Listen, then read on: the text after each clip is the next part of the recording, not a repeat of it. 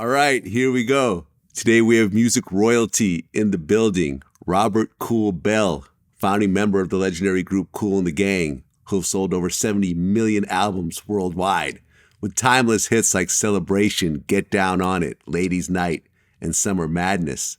Welcome to VladTV. Thank you. I'm glad to be here. Absolutely. Well, this is our first time sitting down together, so I want to start in the very beginning. So you were born in Youngstown, Ohio. Yes. But you grew up in Jersey City. Yes. My family left Youngstown in 1960. And, of course, the band started in 1964. But different name changes. The Jazziacs, the Soul Town Band, Kool The Flames, and then finally Kool The Gang. Okay. And what was Jersey City like in the 60s? Well, Jersey City was a little rough coming out of Youngstown. I had to kind of adapt to the neighborhood. And I noticed a lot of the guys that had nicknames. And so I came up with one. There was a guy who called himself Kool. He spelled his with a C. And I said, well, I like that name. So I changed my middle name to Kool and spelled it with a K. And tried to deal with the environment at that time in Jersey City. Okay. Any craziness was going on during that era? Well, kind of, sort of. A quick story. My mother sent me to the store to get some Lucy bread back then. Two guys walked up to me and said, give me your money. I said, well, all I got is a quarter. Anyway, they took my quarter. I went back, told my mother, and she said, boy, you better go back out there and get that quarter. But long story short, I became a part of that environment. That's what I meant by adapting to the environment. Was there craziness going on? Yeah. I mean, it wasn't like today, drive-by shooting and all that kind of stuff, but you had to kind of make it through the neighborhood. Not knowing that there were going to be a Kool The Gang later from changing my name to Kool. Well, before you guys actually started forming musical groups, where did you get your musical knowledge from? Well, I played little bongos. Before we left Youngstown, my brother and I used to take these paint cans, and depending on how much paint was left in the can, became like little bongos. And so we used to sit on this little hill at a place called high school, called the Immaculate High School. And then when you're beating the cans, like echoed in the valley. That was the beginning of that. Besides that, playing bongos, I switched over to the bass guitar. We were working in Cafe One. Spike Mickens' brother played guitar. And I learned how to play one song on that guitar, on the one string, called Coming Home Baby. So one day my brother said, pick up the guitar and play that one song that you know on that one string. And that became Coming Home Baby. And that's when I started playing bass guitar. Okay. And in 64, you guys formed a group, and it was 7 friends got together and formed, right? Yes. And, back then there were no drum machines, that there wasn't, software and so forth. So if you guys wanted to play music, you actually had to get people that could play every instrument and actually jam together. That's true. That's how the Jazziacs came together, our first group. We found the different musicians and we started playing together over the weekends and things started to gel. And we used to work up at a place in Jersey City called St. John's. And every Sunday they would have, they call it like a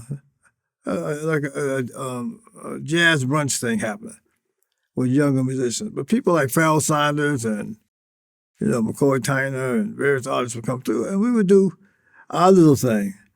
And that's how we ended up calling ourselves the Jazziacs. Right. You had a bunch of different name changes. The Soul Town Band, the New Dimensions. And finally, by 1968, you guys settled on Kool and the Gang. Right. Okay, so the name was kind of named after you. The band itself was named after you in a way, Kool and the Gang. After Jazzy X Old Town Band, Kool The Flames, Kool the Gang, yeah. Right, and I guess there was confusion because James Brown had the famous Flames. Absolutely. We didn't want to have any problems with the Godfather because you had James Brown and the famous Shimmy Flame. So we said, well, what should we call ourselves? So Gene Red, whose father worked with James Brown at one time, said, well, why don't you guys just call yourself Kool and the Gang? You got a little jazzy sound, you backed up groups from Soul Town, and that's how we became Kool the Gang. Okay, so in 1969, you guys signed at D-Light Records. Yes. And then that next year, you released your debut album, Kool and the Gang. Right. And this album peaked at number 46 on the Billboard R&B chart. And back then, there were no vocals. This was just a purely instrumental album. Right. Was there a reason why you guys didn't use vocals back then? Well, we had backed up various local vocal groups under the Soul Town Band. And then we would do our own little thing in between sets and started creating that jazz R&B sound. That was the reason for that, because we were more on the jazz side. We did we call it chant, like a funky granny or a funky man, on to Hollywood swing and jungle boogie, So it was pretty much on that side of the fence in the earlier days. Okay, and on that same label, after that debut album, you had 2 live albums, Live at the Sex Machine and Live at PJ's. Right. And then after that, you guys left the label, right? Right. Okay, and then in 72, the next album was Music is the Message. That's true. And this album peaked at number 25 on the R&B chart. And there was a song on there called Soul Vibrations. Yes.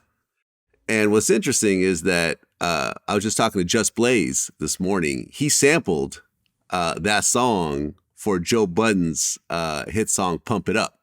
Oh, really? Yeah. Have you ever heard that song at all? I think I did. I mean, there was so much of that going on, in the earlier days. Yeah. Because I think because we didn't have a lead singer or lead singers, they would listen to the track and pick, guitar parts or drum parts or horn licks, because there was no vocals in the way, so it made it very easy and likable for hip-hop acts. Yeah, let me get that guitar player. Let me get that lick. Let me do this. Let me do that. I mean, so many of your songs have become hip-hop songs, R&B songs, sampled, and so forth. I mean, when you first started to hear, later on, all these songs being redone and sampled and so forth, what did you think? Well, we kind of felt pretty good about it when they passed the law. I think that was under Joe Biden, too, when he was a congressman, that in order to sample an act, you have to get the okay from the record company. So a lot of these all these groups have to get okay from the record company. Of course, then we started getting paid. Other than that, we had somebody on sample patrol catch that sample, but you ain't gonna get paid for it. Mm-hmm. So after that, we felt very good about it. And the fact that, people were getting more into our music because they were, some of the other artists were sampling their music, like you said. I mean, it was Diddy with Hollywood Swingin', Will Smith, Summer Madness, Tribe Called Quest. It goes on and on and on. I just learned that there were 1,800 samples. I didn't know we had that many. And we have become the most sample group in hip-hop and in the world, when you really look at it, because there was not a lot of sampling from the rock groups or from R&B groups. is more in the hip hop world. But that makes us the most sampled group in the world. Oh, yeah. I mean, you guys, James Brown, and Parliament, I think, are like the two big three ones that everyone pretty much sampled. Yeah, although James Brown said he was number one. And then the statistics showed that Kool The Gang is number one. He used to say, I'm number one, Kool The Gang is number two. And now we're number one. So, I mean, in order to get a sample, you have to go to the owner and they have to clear it. I remember talking to Sir Mix-a-Lot, who did Baby Got Back. And, that song has been making millions and millions of dollars. And he said that every so often he'll turn it down. He'll say, no, I just don't like the direction that you guys are taking this song. And do you guys ever turn down songs after hearing what people want to do with it? We have, but a lot of times we would hear it and we would know who it was at the time to turn it down. But when it came with groups like, or songs like Hollywood Swingin' or Pieces of Jungle Boogie or Summer Madness, we know who the artist was. So those we didn't turn down. Got it. Okay, so the next album was Good Times, which did okay. And after that, you guys kind of started to shift your sound a little bit into more disco, right? Right. And with that next album, Wild and Peaceful, that's when things started to really take off for the group. Yeah. Well, what happened with Wild and Peaceful? The record company came to us and said, listen, you guys have had some territorial hits, Pennsylvania, Connecticut, D.C. He said, but there's a record out there called A Soul Makusa by Mongo DeBongo. And he said, we want you to sit down with this producer and see if we can come up with a big record for you. We met him once and we said, nah, we weren't feeling him. So we went into a studio one morning, rehearsal studio, called Baggy Sound, down in the Village. And we went in there around 8 o'clock in the morning, and we just started jamming. By the time we finished, we had created Hollywood Swingin', Jungle Boogie, and funky stuff. No more problems from the record company. Those were big records for us. Right, because that album, Wild and Peaceful, went number 33 on the album chart, the main chart, and this was your first gold album. Yes. And like you mentioned, Jungle Boogie was on that. That went number 4 on Billboard, eventually becoming a platinum single. Everyone sampled that. EPMD, Madonna, the Loonies. Hollywood Swingin' was on that album, number 6 on Billboard. DJ Kool sampled it for Let Me Clear My Throat. That's true. That was a big one. Mace sampled it for Feel So Good. Right.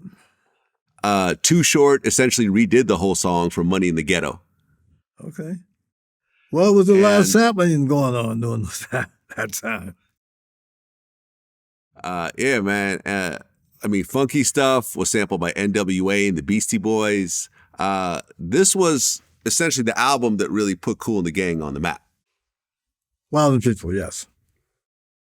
When that album dropped, and now, after having, this was your 4th album. You had 3 albums that did okay, but this 4th one, boom. It's on the charts, hit songs, on Billboard and everything else like that. How did it feel to have a success like this after doing it for so many years?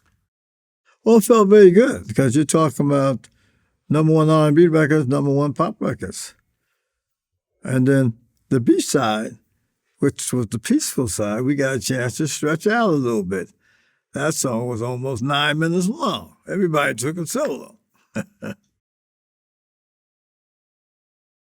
Okay, so then that next year, in 74, you came out with the Light of the Worlds album. And that had Summer Madness on it. Right. Which went on to be sampled by DJ Jazzy Jeff and the Fresh Prince for the song Summertime, which essentially became their biggest song ever. Yes.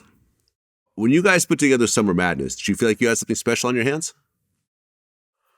Well, we really didn't know.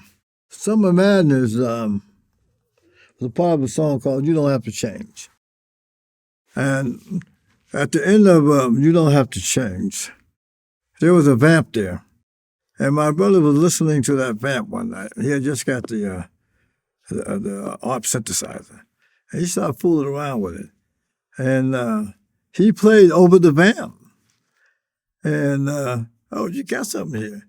So Spike Mickens, who wrote "You Don't Have to Change," he said, "Well, hey, I like that." I said, "Well, what are we gonna call it?" Call it Summer Madness. Not knowing that was gonna become a big record. Oh, yeah. Ice Cube sampled it on My Summer Vacation. And it was actually in the movie Rocky. Yeah, right, it was. That first movie of Rocky, yeah. Mm-hmm. Okay. So that next year, in 75, you guys dropped Spirit of the Boogie album. Right. And that had jungle jazz on it. Yes, it did. And this was one of the most sampled songs of all time. It showed up in over 50 songs. Jay-Z, Tupac, Linkin Park, they all sampled it. Pump Up the Volume by the group Mars, which was a huge hit in the 80s. That essentially took that whole drum pattern. Like that whole drum breakdown was just used in just dozens and dozens of songs. You're talking about jungle jazz now, right? Yes. Okay. Yeah. Were you surprised how often people would reuse that song? Yes, we were. I mean, we weren't up on how many people were sampling and how many samples were out there, but we definitely heard, drum beat, like some of the groups you just mentioned, they sampled that. And then another song that they sampled a lot was called NT. There was a lot of sampling going on with that drum beat as well. Okay, so by 76, it seemed like you guys slowed down a little bit. Seemed like you guys were kind of trying to find your direction a little bit. Right. And by 79, I guess Dick Griffey, who was, the founder of Solar Records, he had suggested that you guys get a lead vocalist. Yes. Was there a reason why up to this point you guys never had like an official singer in the group? Well, we were out on tour with the Jackson 5 at the time. And Dick Griffey came to us and said, "Listen, you guys are doing good on the tour. But," he said, "I think you guys need to get a lead singer." And we thought about it because our horns was our singers, in a sense. But we said, wait a minute, okay. The Commodores had Lionel Richie, Earth, Wind & Fire, Maurice White, Philip Bailey. So a lot of these groups had singers. So at that time, disco was like dying a little bit. They were like burning records in Chicago and disco stinks and all that other kind of stuff. So we decided to get a lead singer. Now, I was hanging out in New York, my wife and I, at Studio 54 in Regine's, and I realized that every weekend there was a ladies' night. So when I went back to the studio, when JT were in there working on the album, the ladies' night album, I said, "Well, there's a song called," no, he said, "Everybody, they have ladies' nights on the weekend." So George Brown, who wrote most of the track, and my brother said, "Yeah, wow. You have one of those anywhere and everywhere in the world." And that was our first single. Frankie Crocker in New York broke the record, and the rest is history with that. And of course, we went on and on with song after song after song, with lead singer. Right, yeah. So JT Taylor ends up joining the group. Did you guys actually want Stevie Wonder as the lead singer at that time? Stevie was a friend, but no, actually what happened was we were working in the House of Music over in West Orange, New Jersey, and the owners knew JT, and he had a band called the Fillet of Soul, and he was introduced to us. So my brother said, "Listen, I'm going to play some progressions. I want you to sing to it." So he played a little jazz, he played a little funk, and JT sang through that, and then my brother said, you sound like a young Nat King Cole or somebody, which came out a little later, like songs like Too Hot and Cherish and everything like that. But that's how it happened. We didn't audition anyone else, actually. It started with JT. Right. So JT shows up on the Ladies Night album and the Ladies Night single. The album goes platinum. The single goes to number 8. Huge song. Ends up getting remade by Lil' Kim and Missy Elliott later on. Yeah. Aaliyah ended up sampling it. And was this like your biggest hit up to this point? Yeah. But what happened was we were out in L.A. We had won 2 American Music Awards. And the vamp of Ladies Night, this is your night, come on, let's all celebrate. So my brother said, that's another song. So we went back to Jersey. He's in the studio, fooling around with a track. So he plays this track for us. And it had that kind of like down-home vibe to it, like grandma or grandpa down there somewhere in Birmingham, Alabama, sipping on some Kool-Aid or something. And then we had a little part there with the Yahoo. And it was one of those kind of records that we didn't know that record was going to become one of our biggest record celebrations. And that's what it is today. Right. I want to get to that in a second because on that same album, Ladies Night, the single Too Hot was on there also. Too Hot, which went number 8 on Billboard. Coolio ended up remaking it later on. He sure did, yeah. A hell of a song. A hell of a song. Well, touring with the Jackson 5 before Michael Jackson, ended up doing Thriller and becoming a megastar. Oh, yeah, when he went solo, yeah. Yeah. I mean, when he was a kid touring with the Jackson 5, did you realize how big of a talent he was? Yeah, well, definitely we knew something was there, because he was leading most of the songs. And he had a unique voice. And I guess, Barry Gordy and the producers around him realized that also. Yeah, but he became such a huge artist. He went solo, too.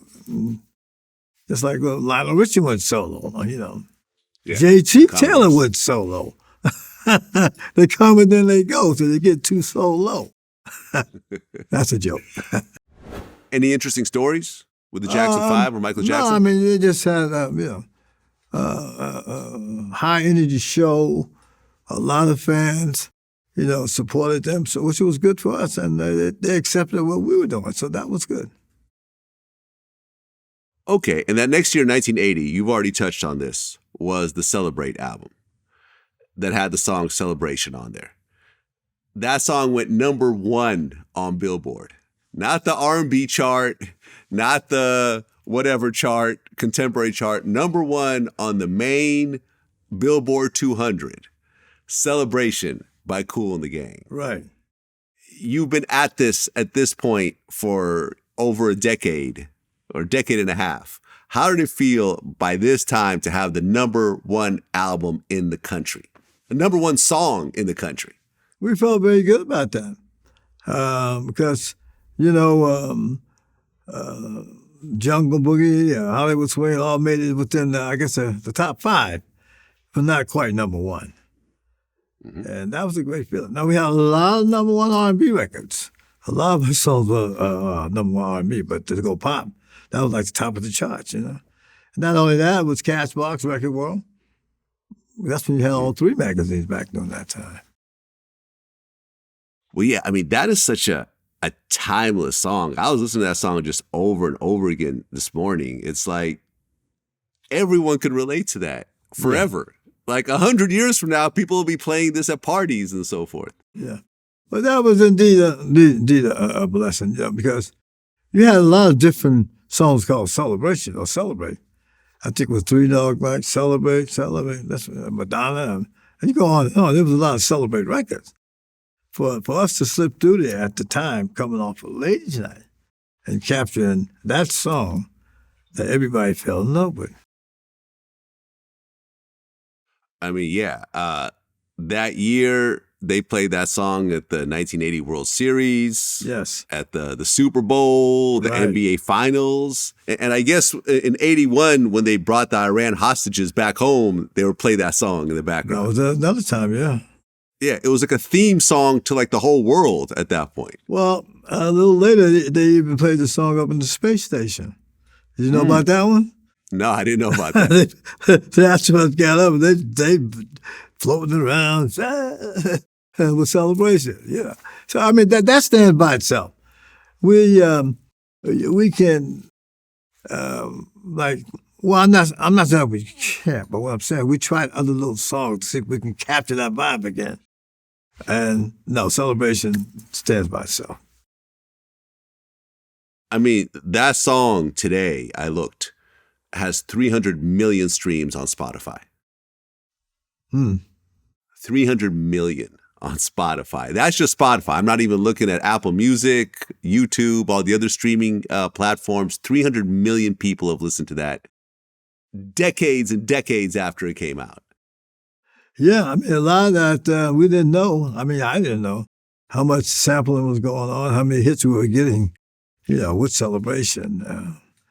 I mean, I'm a Spotify fan today. I sit there and listen to Spotify. I hear songs I ain't heard in years myself, like Bad Woman or, I remember John Coltrane. It goes on and on. I said, I did that? We did this? We did that? We did the Delphonic, Trying to Make a Fool Out of You. We played the Temptations, Motown, Since I Lost My Baby. And then we had a song called Sea Tranquility. And D'Angelo sampled that and got a big record off of that. Give It Back to You. Yep. So like I said, Brad, it's been a blessing, man. We didn't know it was going to come that way. But here we are. Oh, yeah. Now, Celebration, your biggest song ever. And honestly, I just think it kind of personifies feel-good music. Like you cannot help but to smile and feel good and think about, the good times in your life when listening to Celebration. That's true. Yeah. And they look at, well, that's a very sort of uncomplicated record in terms of how, we played it. Some of your purists say, oh, well, what's that all about? A little simple song, celebrate, good times, come on. Huh. You see where it's at today, Still there. Yeah. Did the record label feel it was a hit when they first heard it or not really? Well, at the time, that was like during almost the end of Delight Records. But the young Gabe Biggerito, he felt it was a hit because he put a guitar part on there that sounded a little bit like the Jackson 5. Dun, dun, dun, dun, dun, dun. My brother said, that sounds like a Jackson 5. What are you doing to my record? Little did he know that and all the rest of the song coming together, that this is going to be an all-time big record for us. Well, I read a passage about that song. I'm not sure if you said it or one of the other group members, but it said the initial idea came from the Quran. I was reading the passage where God was creating Adam and the angels were celebrating and singing praises. That inspired me to write the basic chords, the line, everybody around the world, come on, celebration. Yeah, it was my brother. Yeah, that was my brother who we lost a couple of years ago, my brother Ronald Calise. Yeah. Yeah. Okay. So it actually has a, a religious kind of, story behind it, essentially. Yeah. I mean, that and all the other things that we just mentioned, from the Super Bowls, return of the hostages and et cetera. Also, now, my brother wrote another song before he passed. And it was from when Biden was running for president. They played Celebration. When he won, they played Celebration. Nice. But one of his speeches, he said, he talked about the pursuit of happiness and the perfect union. Now, if you go back to my album before the one we have out now, We have a song called Pursuit of Happiness, and the name of the album is Perfect Union. There you have it. Okay, so then that next year, 81, you come out with the Something Special album. And Get Down on It is the big song on there. Right. Jermaine Dupri and Snoop Dogg ended up redoing that song later on. Yes, they sure did, yeah. Mm-hmm. Did you feel like Get Down on It was a hit when you guys first made it? It was something special about it. My brother, again, he was the key writer on that. And he was telling us he was influenced by Bob Marley. Because a friend of his had said, you ever listen to Bob Marley? And my brother said, no. He said, you should check Bob Marley out. And he was kind of influenced by, I mean, that's not a reggae record, but the feel of it, when he came up from listening to Bob Marley, I mean, that's how he tells the story when he wrote it. Huh. Okay. Yeah. Yeah, I've never heard that before. Yeah. All right. And then in 83, you guys had the In the Heart album. And that had Joanna on there. Yeah. Was Joanna like a real person? Not really. What happened was a trumpet player, no, a guitar player, wanted to write a song about his mother, and he called it Dear Mom. So we're in the studio trying to fit it into the hook. Dear Mom was not working. So someone said, well, why don't we try a woman's name, a lady's name? He said, what? Let's try Joanna. So JT went back in, and he started singing, Joanna, I love you. That worked. And then that record surprised us. Because I think at that year, it was one of the most played records in the country was Joanna. People say, oh, man, they done really did it now. They went all the way over into the pop world with Joanna. Big record, though, man. You never know what's going to be a hit. Yeah.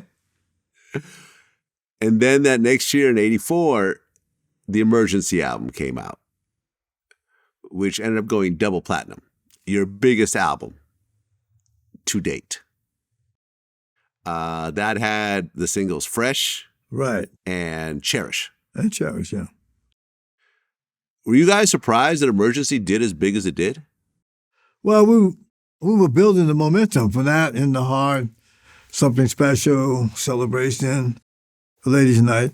But with that particular record, if I'm not mistaken, we also had Tonight was out on that or the In the Heart album.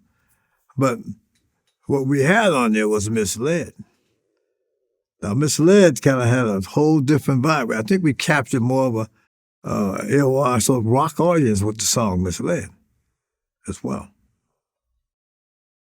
Well, by 87, JT ended up leaving the group to pursue a solo career. Yes. And I guess you guys were surprised. There was a quote from you said, we were like, you're leaving for what? Just doesn't make sense. JT said, I've got a better deal. I got some problems with management. There are all kinds of reasons. And you guys said you didn't even see it coming.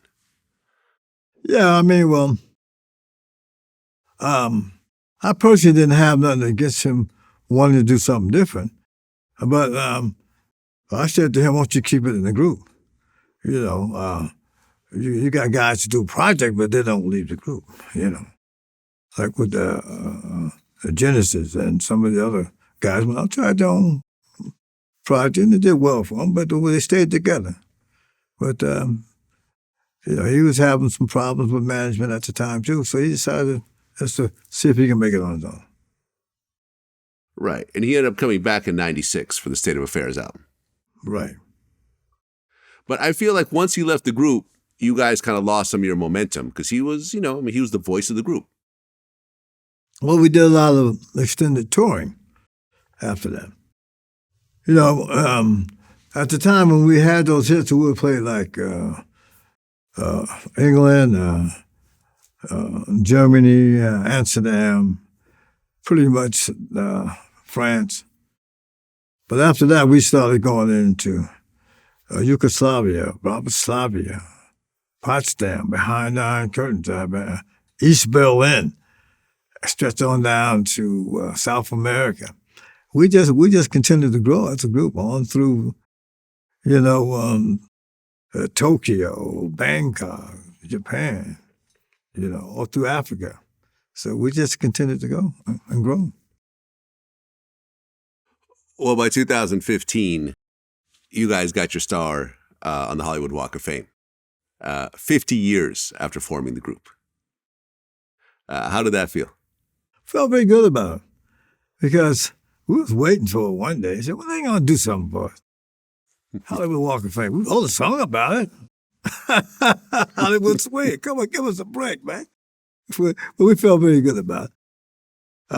The one that's still out there, the Rock and Roll Hall of Fame. We still haven't got no love there yet. So, hey. Oh, you guys didn't get inducted into the Rock and Roll Hall of Fame yet? No.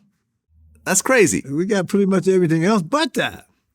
And that's crazy. We've been out with 48 shows with Van Halen, 10 shows with Kid Rock, Dave Matthews Band, Rod Stewart. It goes on and on. Def Leppard. Come on, man.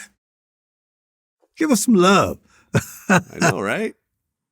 That's crazy. Yeah, you're right. I mean, I assumed you guys were in it, but then when you mentioned it, I'm like, oh, wow, no, they're not. Okay. Yeah. Well, there's still time. Yeah. Right. Because you guys were inducted into New Jersey Hall of Fame, and there's actually a street in Jersey City called Kool The Gang Way. Yeah. So we grew up on Pacific Avenue on the corner there. Kool The Gang Way is on Pacific and Whitney Street, yeah. Well, in 2020, we lost your brother, Ronald Nathan Bell. From what I understand, it was a shock. No one saw it coming. When you heard the news, how did you feel? It was a shock because we were on a cruise ship because he was living down in St. Thomas at the time. And we had just went by the house. You can get off the ship and they give you about 2 or 3 hours. Come back late, forget about it, you're going to leave your butt. But we was over there, and I get a call from his wife, and she tells me, your brother passed. I said, what? Because it wasn't like he had been in sick or in hospital or anything like that. He was in the bathroom, as she says, and he started choking. And he was gargling, trying to stop it, and he couldn't catch his breath. He made it back to the bedroom, and he just fell out. They tried to resuscitate, bring him back. That was it. That quick. Yeah, man. I'm sorry for your loss. And then 15 months later, you guys lost Dennis Thomas, another founding member of the group. Yeah. Yeah, it's only 2 of us left, right? George Brown and myself. Yeah. We love Charles Smith, Ricky West, Clifford Adams, But we got a lot of new guys, but the new guys have been with us for 20 or 30 years. So here we are, and like I said, we just dropped a new album. But George was pretty instrumental in that album called People Just Want to Have Fun. We have a single called Let's Party. And that's what we're doing. Keep it moving and grooving. So what album number is this, the one you just dropped? Oh, shit, I forget, about 35 something. I mean, you put everything else thing up, you put all the other stuff like the remix albums and the various other albums and the studio albums. We had quite a few. Well, Robert Kool Bell, you've been doing this for over 50 years, and you're still doing it. You're still dropping new music. You're still touring. You're still doing shows. You look great, by the way. You look healthy. It's just amazing. I let this great beard go out now, Some people, man, you look old. Then they said, no, you colored look up. you look just for men. Why do you think after all this time, what gets you up in the morning and still doing this music thing? I mean, because with all the albums you've sold, with as many times as your songs have been sampled and so forth, you could have retired decades ago, but you still get up every morning. You're still doing interviews like this. You're still performing at shows. Like what makes you do this? Well, the adventure of it all. It's like, this is, music is our life. We said music is a message, and we can continue to do what we do. If we sat around, me and myself, and didn't do it anymore, shit, I might be right at the end of my ticket. Just sit around doing nothing? No. It's like we call ourselves like the Magnificent Seven. Let's saddle up. Let's go out there again. Now, the Rolling Stones do it too now. There's other groups that do it too, but that's our life, man. This is what we do. Oh, yeah. I mean, the Rolling Stones, U2, I just saw a special with them. They're still together after all these, 40 years or something like that. Yeah. My last question, as someone who's been in the music industry most of his life, you hear a lot of horror stories in terms of people not being compensated for their music, having their music stolen, signing bad contracts and so forth. When you look at your music career, do you feel that you got paid fairly for all the music that you helped create or not really? Well, we had some ups and downs. I guess I have a saying, you live and learn, and then you learn to live. Good lawyers, understand the contracts, understand how these companies press your record up. I'm not going to say the names right now, but there was one. It was like 5 for us, 1 for Kool The Gang. Where'd the rest of them go? Out the back door, man. Come on. But that was the business back then, But you live and you learn how to make a better deal, get a better lawyer, and keep those people out of your business. For the aspiring musician who's in their bedroom right now making music, hoping one day to be doing shows and selling millions of albums, what advice would you give that kid? Well, like I was just saying, try to learn as much about the business as well. Publishing, copyrights, writing, trying to get a good lawyer. Sometimes that's not easy to do. He's good in the beginning, then he out the back door. Pay your taxes. Pay your taxes. He ain't gonna get away from the IRS. That's your partner for the rest of your life. That is your partner for the rest as of your life. As long as you're making money, the IRS gonna be there. Oh, yeah. I have paid the tax man millions of dollars throughout my life. I continue to pay him. So you know what that's knocking about. On my door right now, waiting for his check. Yeah. Well, Robert Kool Bell, man, thank you so much. I've been such a longtime fan, most of my life. I was born in 1973, so I grew up listening to your music. Okay. And it's just amazing to see you still doing it. And I just love how this music, with the DSPs and the Spotifys, is being reintroduced to a world of people that, weren't even born when some of these hit records were coming out. I have people come up sometimes. And they say, sorry, go ahead. Well, why don't y'all play Hidey High? Hidey High, we ain't played that in years. They come up with songs that we haven't played in a long time. You have to think about all the other songs. Cause the hits. The hits are going to be the hit. But a lot of the album tracks, we had a lot of fans that liked stuff that was on the album. Well, yeah. I mean, because, back in our day, if you wanted to hear something, you'd have to go down to Tower Records and buy the album and take it home and unpackage it and listen to it and, find what you personally liked. Now you just get a Spotify account and you could hear everything from everyone. And people just naturally gravitate towards things that they like or things that Spotify thinks that they'll like. Yeah. And suddenly it's like it's just a whole different process of consuming music. Right. That's true. That's true. Yeah. Kool The Gang has almost 9 million monthly listeners on Spotify right now. Right now. I'm one of them. You're one of them. I'm one of them too. Yeah, I really like what Spotify is doing. That's what it is. Robert Kool Bell, man, thank you so much. Wish you only the best moving forward. Can't wait to see what else you come up with. Thank you. That's what it is. Peace.